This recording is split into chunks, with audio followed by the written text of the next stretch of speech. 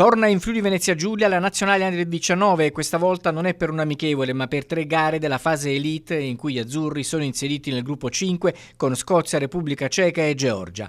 A Lignano, dove ci sarà l'esordio contro la Scozia, il CT Bernardo Corradi ha incontrato la stampa. In Friuli Corradi è di casa. Conosco bene la tifoseria, conosco bene la città, una delle città più accoglienti nelle quali abbia mai giocato, quindi sono veramente contento di tornare.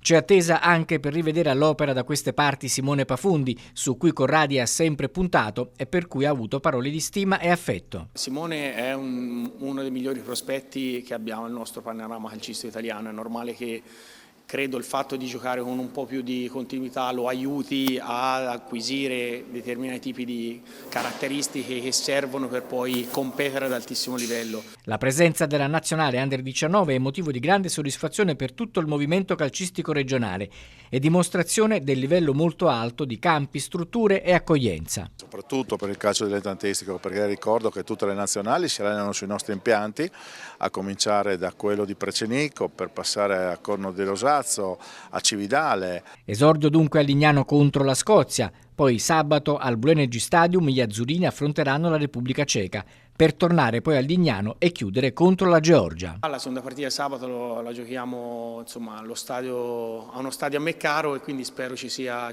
un po' di gente a vederci, perché poi alla fine sono anche bravi, i ragazzi sono anche bravi, quindi magari c'è il rischio che la gente si possa divertire allo stadio.